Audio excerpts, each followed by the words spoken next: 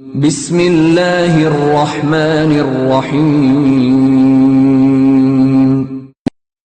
പരമദയാലുവും കരുണാവാരിധിയുമായ അല്ലാഹുവിന്റെ നാമത്തിൽ. ഖുൽ അഊദു ബിറബ്ബിൻ നാസ്. പ്രാർത്ഥിക്കുക, മനുഷ്യരുടെ രക്ഷകനോട് ഞാൻ ശരണം തേടുന്നു. മലികിൻ നാസ്. മനുഷ്യരുടെ രാജാവിനോട്.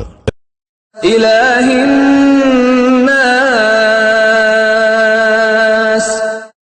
മനുഷ്യരുടെ യഥാർത്ഥ ദൈവത്തോട്. ഇവിടെയും സൂറ അൽ ഫലക്കിൽ എന്ന പോലെ അള്ളാഹുവിന്റെ 3 ഗുണങ്ങൾ പരാമർശിച്ചുകൊണ്ട് അവനിൽ ശരണം തേടാൻ ഉപദേശിച്ചിരിക്കുകയാണ്. ഒന്ന്, അവന്റെ റബ്ബുന്നാസ് എന്ന ഗുണം, അതായത് സകല മനുഷ്യരുടെയും രക്ഷകനും നാഥനും ഉടമയുമാണ് എന്ന അവസ്ഥ. 2, അവന്റെ മലിക്കുന്നാസ് എന്ന ഗുണം, അതായത് സകല മനുഷ്യരുടെയും രാജാവും അധിപനും ശാസകനുമാണ് എന്ന അവസ്ഥ. 3, ഇലാഹിന്നാസ് എന്ന ഗുണം, അതായത് അവൻ മനുഷ്യരുടെ യഥാർത്ഥ ആരാധ്യനാണ് എന്ന അവസ്ഥ. ഇലാഹ് എന്ന പദം ഖുർആനിൽ 2 അർത്ഥങ്ങളിൽ ഉപയോഗിച്ചിട്ടുണ്ട് എന്ന കാര്യം ഇവിടെ ശരിക്കും മനസ്സിലാക്കിയിരിക്കേണ്ടതുണ്ട്. ഒന്ന്, ഇബാദത്തിനുള്ള യാതൊരു അർഹതയും ലഭിച്ചിട്ടില്ലെങ്കിലും പ്രായോഗികമായി ഇബാദത്ത് ചെയ്യപ്പെട്ടുകൊണ്ടിരിക്കുന്ന വസ്തുവോ വ്യക്തിയോ. 2, മനുഷ്യൻ ആരാധിക്കുന്നുണ്ടെങ്കിലും ഇല്ലെങ്കിലും ഇബാദത്ത് ചെയ്യപ്പെടാൻ അർഹതയുള്ളതും യഥാർത്ഥത്തിൽ ആരാധ്യനുമായ അസ്തിത്വം. അള്ളാഹുവിനെക്കുറിച്ച് എവിടെയും ഈ പദം ഉപയോഗിച്ചിട്ടുള്ളത് രണ്ടാമത് പറഞ്ഞ അർത്ഥത്തിലാകുന്നു.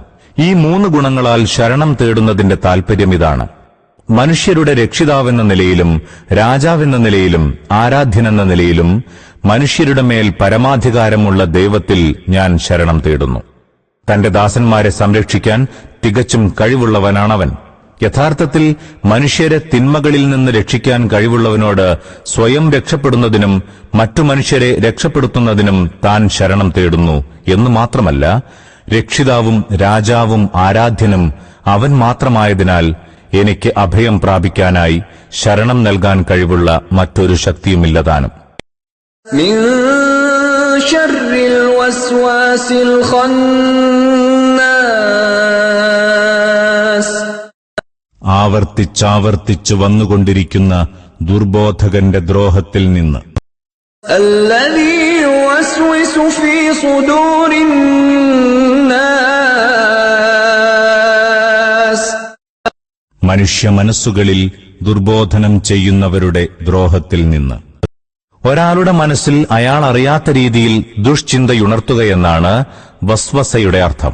അതായത് വസ്വാസിന് വിധേയനാകുന്ന മനുഷ്യന് താൻ വസ്വാസിന് വിധേയനായിക്കൊണ്ടിരിക്കുന്നുവെന്ന് മനസ്സിലാക്കാൻ കഴിയില്ല. വസ്വസ എന്ന പദത്തിൽ തന്നെ ആവർത്തനത്തിന്റെ ആശയമുണ്ട്.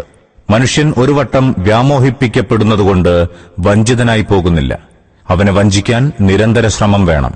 അതിനാൽ അങ്ങനെയുള്ള ശ്രമത്തെ വസ്വസ എന്നും ശ്രമങ്ങളെ വസ്വാസ് എന്നും പറയുന്നു. ഇനി ഖന്നാസ് എന്ന പദം ഖുനൂസ് എന്ന പദത്തിൽ നിന്ന് വന്നതാണ്. പ്രത്യക്ഷപ്പെട്ട ശേഷം തിരോധാനം ചെയ്യുക, ആഗമിച്ച ശേഷം നിർഗമിക്കുക എന്നൊക്കെയാണ് ഖുന്നൂസിന്റെ അർത്ഥം. അതിനാൽ ഖന്നാസിന്റെ അർത്ഥം ഏറെ വന്നും പോയും ഇരിക്കുന്നത് എന്നായിത്തീരുന്നു. വസ്വസത്തുണ്ടാക്കുന്നവന് അതിനുവേണ്ടി നിരന്തരം മനുഷ്യനെ സമീപിച്ചുകൊണ്ടിരിക്കേണ്ടി വരുമല്ലോ. അതോടൊപ്പം ഖന്നാസ് എന്നുകൂടി പറഞ്ഞപ്പോൾ 2 പദങ്ങളും ചേർന്ന് പ്രകാശിപ്പിക്കുന്ന ആശയം ഇതാണ്: ദുഷ്ചിന്തയുണർത്തി തിരിച്ചു പോവുകയും പിന്നെ വീണ്ടും വീണ്ടും ശങ്കയുണർത്താൻ തിരിച്ചു വന്നുകൊണ്ടിരിക്കുകയും ചെയ്യുന്നവൻ. മറ്റു വാക്കുകളിൽ പറഞ്ഞാൽ, ദുഷ്ചിന്തയുണർത്താനുള്ള ശ്രമം ഒരിക്കൽ പരാജയപ്പെട്ടാൽ അവൻ തിരിഞ്ഞുപോകും. അതേ ശ്രമം ആവർത്തിക്കുന്നതിനു വേണ്ടി പിന്നെയും വന്നുകൊണ്ടിരിക്കുകയും ചെയ്യും. വസ്വാസുൽ ഖന്നാസിന്റെ ആശയം ഗ്രഹിച്ച ശേഷം അതിന്റെ ദ്രോഹത്തിൽ നിന്ന് ശരണം തേടുന്നതിന്റെ താൽപര്യം എന്താണെന്ന് ചിന്തിക്കേണ്ടതുണ്ട്. ശരണം തേടുന്നവൻ മനസ്സിൽ വസ്വസ ഉണ്ടാവുക എന്നതിൽ നിന്നു തന്നെ അള്ളാഹുവിൽ ശരണം തേടുക എന്നാണ് ഒരാശയം. രണ്ടാമത്തെ താൽപര്യം ഇതാണ്: ദൈവമാർഗത്തിലേക്ക് ക്ഷണിക്കുന്നവർക്കെതിരിൽ ഹൃദയങ്ങളിൽ ദുശ്ശങ്കകളുണ്ടാക്കി വിഹരിക്കുന്നവരുടെ ശല്യത്തിൽ നിന്ന് സത്യപ്രബോധകൻ അള്ളാഹുവിൽ ശരണം തേടുക. തനിക്കെതിരിൽ ശത്രുക്കൾ ആരുടെയെല്ലാം മനസ്സുകളിൽ ശങ്കകളും സംശയങ്ങളും ഉളവാക്കിയിട്ടുണ്ടോ അവരെ ഓരോരുത്തരെയും സമീപിച്ച് തെറ്റിദ്ധാരണകൾ ദൂരീകരിക്കുക എന്നത് പ്രബോധകന്റെ കഴിവിൽപ്പെട്ടതല്ല. അതുകൊണ്ട് സത്യപ്രബോധകരോട് അള്ളാഹു നിർദ്ദേശിക്കുകയാണ്: ഇത്തരം ദുഷ്ടന്മാരുടെ ദ്രോഹങ്ങളിൽ നിന്ന് ദൈവത്തിൽ ശരണം തേടിയാൽ മാത്രം മതി. പിന്നെ നിർഭയമായി സ്വന്തം ദൌത്യത്തിൽ മുഴുകിക്കൊള്ളുക. അനന്തരം അവരോട് പകരം വീട്ടുക നിന്റെ ചുമതലയല്ല. മറിച്ച് ജനങ്ങളുടെ രക്ഷിതാവും രാജാവും ആരാധ്യനുമായ അല്ലാഹുവിന്റെ ചുമതലയാകുന്നു. രണ്ടാമത്തെ പരിഗണനയനുസരിച്ച് വീക്ഷിച്ചാൽ വസ്വസത്ത് ഉണ്ടാക്കുന്നവരുടെ തിന്മകളുടെ ക്രമം ഇപ്രകാരമാണെന്ന് കാണാം. ആദ്യം അവർ വ്യക്തമായ കുഫറിനും ഷിർക്കിനും നാസ്തികത്വത്തിനും അല്ലെങ്കിൽ അല്ലാഹുവിനോടും റസൂലിനോടുമുള്ള ധിക്കാരത്തിനും ശത്രുതയ്ക്കും ദൈവവിശ്വാസികളെ പ്രേരിപ്പിച്ചു നോക്കുന്നു. അതിൽ പരാജയപ്പെടുകയും ആളുകൾ അല്ലാഹുവിന്റെ ദീനിൽ പ്രവേശിക്കുന്നത് തുടരുകയുമാണെങ്കിൽ അവർ അടവൊന്നു മാറ്റുന്നു. വിശ്വാസികളെ ഏതെങ്കിലും തരത്തിലുള്ള ബിദ്അത്തിലേക്ക് തിരിച്ചുവിടാനായിരിക്കും പിന്നത്തെ ശ്രമം. അതിനും സാധിക്കുന്നില്ലെങ്കിൽ പാപകൃത്യങ്ങളിൽ തൽപരനാക്കാൻ നോക്കുന്നു. അതിലും വിജയിക്കുന്നില്ലെങ്കിൽ അയാളുടെ മനസ്സിൽ ചെറിയ ചെറിയ തെറ്റുകൾ ചെയ്തു പോകുന്നതിൽ കുഴപ്പമൊന്നുമില്ല എന്ന തോന്നലുണ്ടാക്കുന്നു. അത് പെരുകിയാൽ തന്നെ പാപങ്ങളുടെ മഹാഭാരം അയാളുടെ ചുമലിൽ തൂങ്ങിക്കൊള്ളുമല്ലോ. ഈ കെണിയിൽ നിന്ന് രക്ഷപ്പെടുന്നവരെ മറ്റൊരു രീതിയിൽ പിടികൂടാൻ നോക്കും. തന്റെ സത്യധർമ്മങ്ങളെ തന്നിൽ മാത്രം പരിമിതമാക്കി വയ്ക്കാൻ പ്രേരിപ്പിക്കുകയാണ് അത്. പ്രബോധനം ചെയ്യുന്നതിനെക്കുറിച്ചോ പ്രായോഗികമായി വിജയിപ്പിക്കുന്നതിനെക്കുറിച്ചോ ചിന്തിപ്പിക്കാതിരിക്കുക. ഒരാൾ ഈ തന്ത്രങ്ങളെയെല്ലാം തോൽപ്പിച്ചു കളയുകയാണെങ്കിൽ മനുഷ്യ ജിന്ന് പിശാചുകളുടെ പാർട്ടികളെല്ലാം അയാളെ കടന്നാക്രമിക്കുകയായി.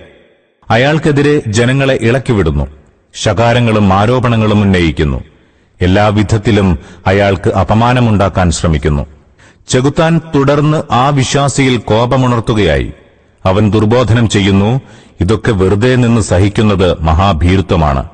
ഈ അക്രമികളോട് ധീരമായി ഏറ്റുമുട്ടുകയാണ് വേണ്ടത്. സത്യപ്രബോധനത്തെ വഴിതെറ്റിക്കാനും പ്രബോധകരുടെ മാർഗത്തിൽ മുള്ളുകൾ മുളപ്പിക്കാനും ചെകുത്താൻ അവലംബിക്കുന്ന അവസാനത്തെ അടവാണിത്. ഇതിൽ നിന്നുകൂടി സത്യപ്രബോധകൻ രക്ഷപ്പെട്ടാൽ പിന്നെ ചെകുത്താൻ അയാൾക്ക് മുമ്പിൽ നിസ്സഹായനായിത്തീരുന്നു. ഇവിഷയകമായി ഒരു സംഗതി കൂടി ശ്രദ്ധിക്കേണ്ടതുണ്ട്. പുറമേ നിന്നുള്ള മനുഷ്യ ജിന്ന് ചെകുത്താന്മാർ മാത്രമല്ല മനുഷ്യ മനസ്സിൽ ദുഷ്ചിന്തകൾ ഉണർത്തുക. സ്വന്തം മനസ്സിൽ നിന്നും അതുണരാം. സ്വന്തം അബദ്ധ വീക്ഷണങ്ങൾ അവന്റെ ബുദ്ധിയെ വഴിതെറ്റിക്കാറുണ്ട്. അവനിലുണ്ടാകുന്ന അവിഹിതമായ അഭിലാഷങ്ങളും താൽപര്യങ്ങളും അവന്റെ വിവേചനശക്തിയെയും ഇച്ഛാശക്തിയെയും തീരുമാനശക്തിയെയും വികലമാക്കുന്നു. പുറമേയുള്ള ചെകുത്താന്മാർ മാത്രമല്ല സ്വമനസ്സിലെ ചെകുത്താനും അവനെ വഴിപിഴപ്പിക്കുന്നുണ്ട്. മിനൽ ജിന്നതി വന്നാസ്,